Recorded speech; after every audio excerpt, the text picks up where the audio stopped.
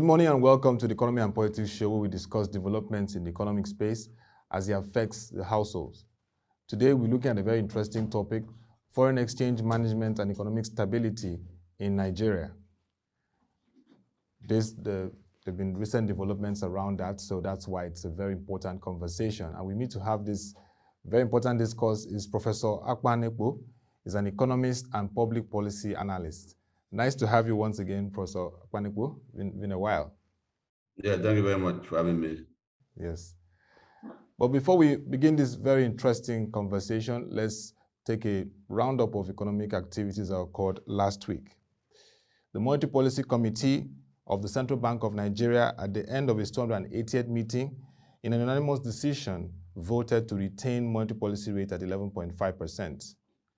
Other parameters remained unchanged also, as the symmetrical corridor remained at plus 100 and minus 700 basis points, while the liquidity ratio pegged at 30% and the cash reserve ratio remained 27.5%. Also last week, the Central Bank of Nigeria, in its reform of the foreign exchange market, took a sweeping decision to suspend FX sales to bureau de change firms in the country. According to the CBN Governor, Mr. Godwin Emefiele, this is in line with his mandate to establish and sustain financial stability in the country. Also, the National Bureau of Statistics released the capital importation report for second quarter 2021, and it showed that it declined by 54% quarter on quarter. The total value of capital imported was $875.62 million compared to $1.9 billion in the first quarter of 2021. If you want to get more details of this interesting economic stories and reports, log on to www.proshareng.com. We go on the break, and when we return, we have this conversation. The Proshare mobile app, your non-stop access to financial and economic information. With the Proshare app, you can customize your preferred news and videos. You can also get access to latest financial and economic news. Watch videos related to business, economy, financial markets, and lots more. The Proshare app gives you in-depth market stats from the NSE, FMDQ, and NASD. That's not all. You also get real-time alerts. The Proshare mobile app. Information at your pace and in your space. Welcome back. Prof, a lot of analysts had said that the last MPC meeting, the Central Bank of Nigeria will retain the monetary policy rates, a holding position, considering the fact that it still needs to sustain growth and, of course, address the concerns around inflation, which is decelerating gradually. What's your take on that decision to retain the interest rates? As the Central Bank Governor, Mr. Godwin Emefiele, said, the MPC was determined to ensure that it reined in inflation and also sustained the growth outlook in the country. The move by the MPC of the central bank was in the right direction, to be honest. Leaving the MPR as it is the right thing to do now, because the recovery is very sluggish and fragile. Inflation, though declining marginally, still a problem. And so because of that, what is important now is implementing the structural investment policies and fiscal policy. And so it was a step in the right direction. They want the investment, structural policies, and fiscal policy to now do the work. Because right now, the CBN can only assist for what I've described as unconventional monetary policy, trying to support the real sector in several ways, and they've been doing that. And so it's a step in the right direction. The only concern is this, and let me say, the CBN is right, because if you now want to fight inflation by increasing the MPR, you create more problems for the economy, okay? And the only problem I have now is that the real interest rate is now negative, because the MPR is the anchor rate. So if you take out the inflation rate, you have a negative interest rate, meaning that savings and investment consistent, and also implies that you have you are washed with liquidity in the system. which may not necessarily be the case, but I think they've put in place mechanism to mop up such liquidity. So the CBN has done the correct thing for now. Now what we want is to enhance growth under certain conditions, of course, and not to create more problems for the system. Don't forget that the system is still in a state of stagflation. Yeah. And so you have to be very careful by using what I would call orthodox monetary policy. So they are right, it's a step in the right direction. Yes, Prof. And just like you said, during the MPC considerations, it was said that they would take a look at the administrative measures in terms of the cash reserve ratio, mopping up liquidity, like you said. So you're really right. The CBN will definitely be watching those trends to ensure that it doesn't really adversely affect what it's doing. But let me take you on an area I know that, of course, you've been there, you've experienced this whole development, considering the fact that over 2 decades you've been involved in not just the classroom teaching economics, but also involved in advisory on policy and economy. And that's the sustainability of a managed floating FX regime and the drive for a productive economy. I know that you're an advocate for that. There's several that says, look, let's liberalize the FX market fully. Now, recently, of course, as we put in the news update for last week, the Central Bank of Nigeria took that decision to stop FX sales for now to the BDCs, the Bureau de Change firms. They felt that those measures taken have been abused, and they need to reform it in a way that it's effective, and this will be done now to the banks at the moment. But I just want to ask you, how sustainable is this managed floating regime approach of the CBN and the drive for a productive economy?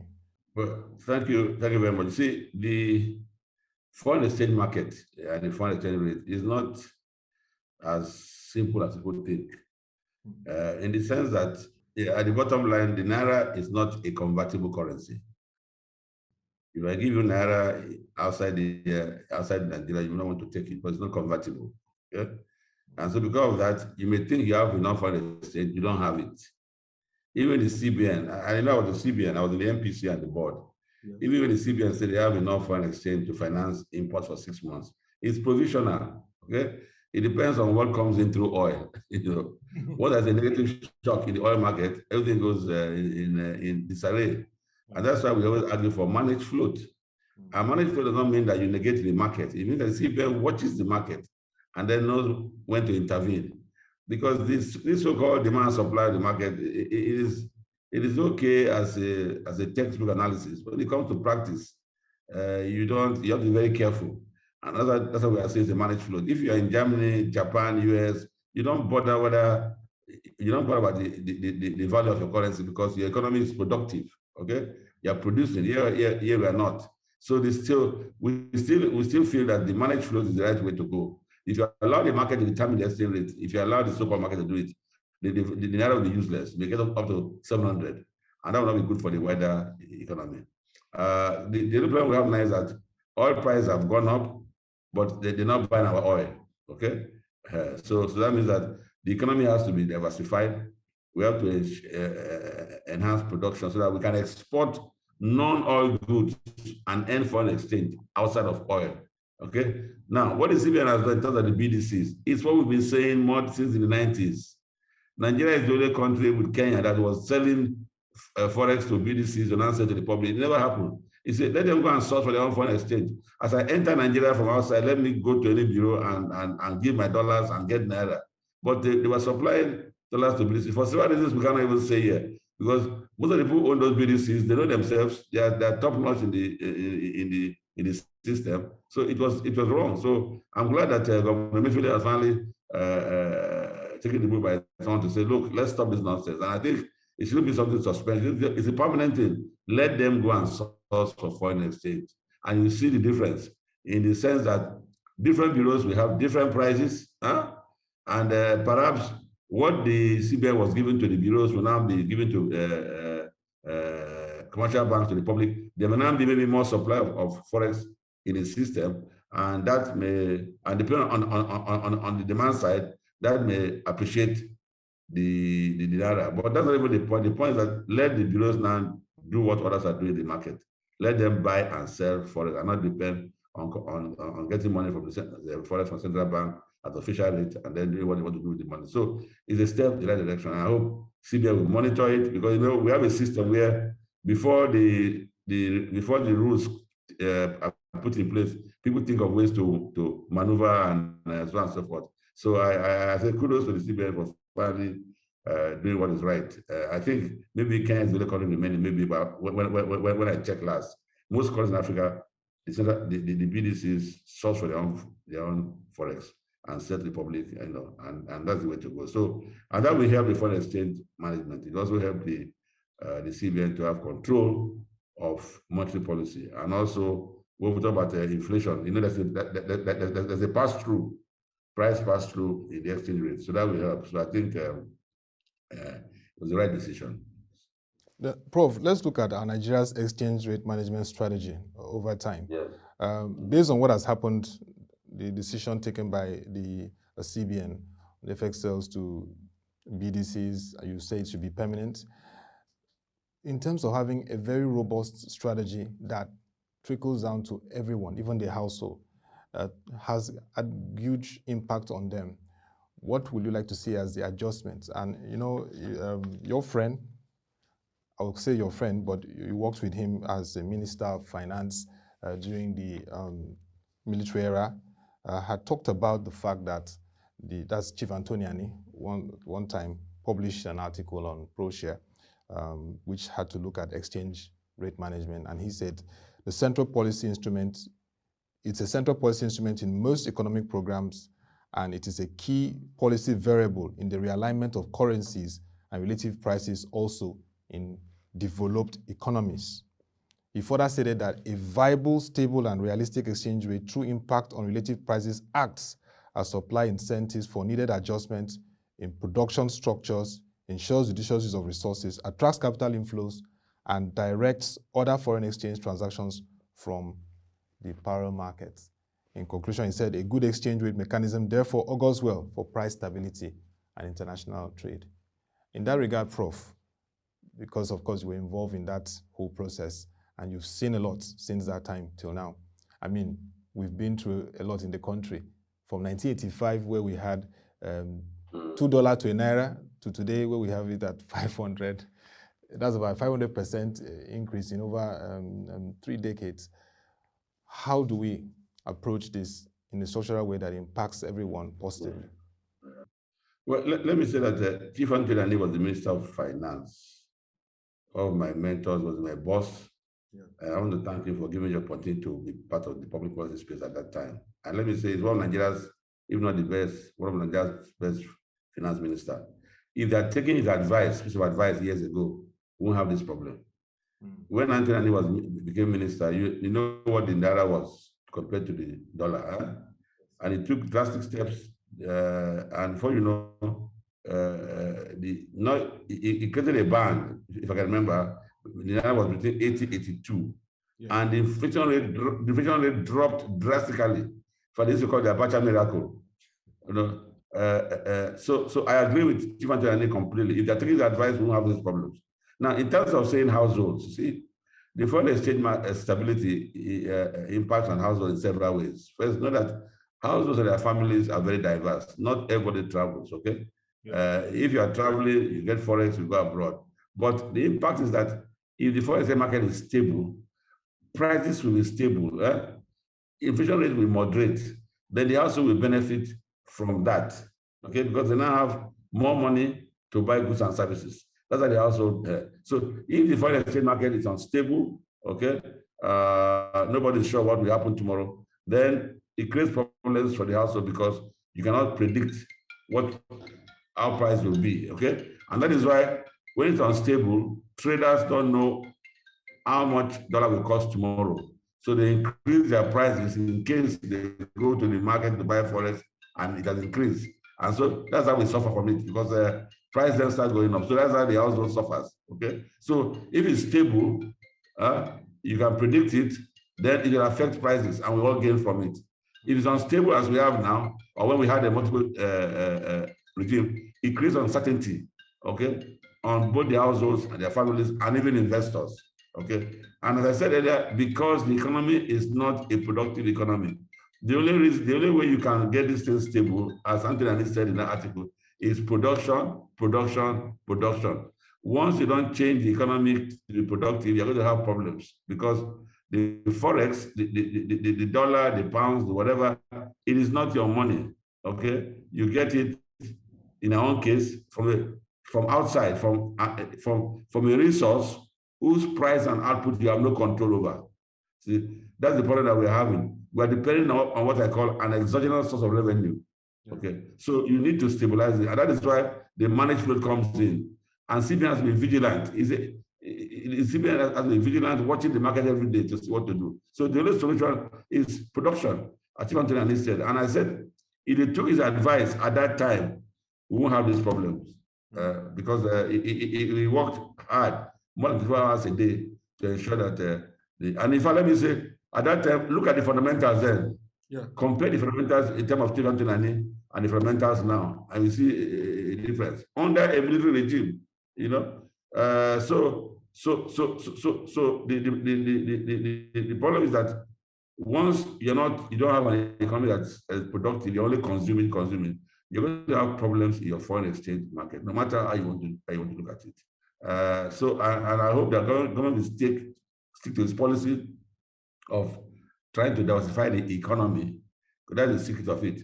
And Nigeria is so lucky, unlike other sub-Saharan African economies, a large market, a very talented, hardworking workforce, where having the enabling environment, people can produce wonders. So definitely, I don't have anything to add to what Anthony said. The article, I read it several times, and you know, so it appears that perhaps Governor Emefiele is maybe moving towards that direction. I hope there will not be unnecessary political pressure for them to reverse what they're trying to do. So Chief Anthony was right, and he's still in the public space. And I hope one of these days you get him to your program. Definitely, we'll get him on the space. And Prof, that links to what I want to ask again now, because you said the political pressure, the coordination. In that period, there was this coordination. I know that you were at the background doing the work with the minister also, but there was this coordination between the Minister of Finance, then Chief Anthony Ani, Mr. Paul Oguma, Central Bank Governor, and the then chairman of the National Economic Intelligence Committee, Professor Samaluko, of great blessed memory, renowned economist like you. In this period, we need that coordination, because currently we have a Presidential Economic Advisory Committee chaired by Dr. Doyin Salami. We have the Central Bank Governor, Mr. Godwin Emefiele, and also we have the Minister of Finance, Budget and National Planning, Mrs. Zainab Ahmed. We need that coordination. So based on your experience, how did that coordination also help in ensuring that the exchange rate management approach drove stability in the economy? You're right, during the Anthony, you're right, there was coordination between the Minister of Finance, Central Bank of Nigeria, planning. There was that coordination. In fact, the coordination is necessary. It doesn't have to be legalized. It's something that you have to do for any economy to move forward. Monetary and fiscal policy coordination is very important. But you see, also at that time, maybe I'm wrong, the military government then gave Anthony independence. Okay, there was coordination. Sam Aluko, of blessed memory, is thinking, his tendency in economics, he has influenced a lot of us. So we see it the same way. There was no interference on the economy. There was no political pressure. So Sam Aluko, as you know, has a left tendency. He does economics. Okay, I have a left tendency. Okay, we are interested in the economy, and in fairness to Chief Anthony, he listened to a piece of advice from the other ministries, the other agencies. Then there was no political interference. That's the key. Okay, they all met. We were listeners, note takers, give a piece of advice, but they met and they moved the economy forward. Now it's a different ball game, whether we like it or not. And it happens in any democratic, in so-called democracy. You have to have political pressure. Okay, and sometimes you're able to withstand the pressure. Sometimes you can't. Okay, that's a matter for another day. But let's look at the outlook for the economy. January we discussed and you said the containment of the pandemic in Nigeria and of course, the implementation of the economic sustainability plan were critical to having sustained growth that works for everyone. At the moment, the COVID pandemic, the third wave concerns are there, and of course, the need to implement those policies that will impact the populace. What do you see as the outlook, even as we expect very soon the second quarter 2021 GDP report?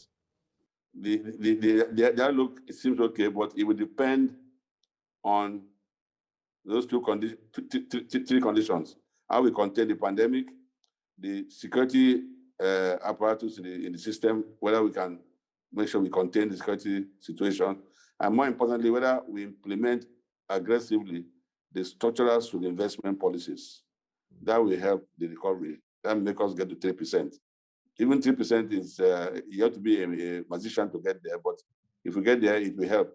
It's still a sluggish recovery because still, we want to be at 6%, where we are above the growth rate of the population, and it's sustainable. So that's my concern about the outlook. Thank you very much, Professor Akpan Ekpo, economist and public policy analyst, for those insightful thoughts around foreign exchange management and economic stability in Nigeria. Indeed, a major takeaway is that there is need for less political interference and proper economic policy coordination from all angles, from the Ministry of Finance, Budget and National Planning to the Presidential Economic Advisory Committee and, of course, the Central Bank. And that'll be all for this edition of the Economy and Politics Show. If you have questions, comments, or views to make around the foreign exchange management in the country and how it can improve Nigeria's economic situation, working for everyone, including the households, you can send your questions, views, and comments to otuabasi.abasekong@proshareng.com. Also, visit our website, www.proshareng.com. We have rich articles, reports, and stories around the economy because it's all covered for you. Even opinion articles from experts, former policymakers, and relevant analysts in the country. All you need to do is log on to the website, go on to the right hand of the bar, click on Nigerian economy. You'll get all those latest developments and analysis around the economy. Also, follow our social media platforms displayed on the screen to get updates on the markets, the economy, and the business space. Don't forget this period that you need to stay safe. Thank you for watching and have a nice day.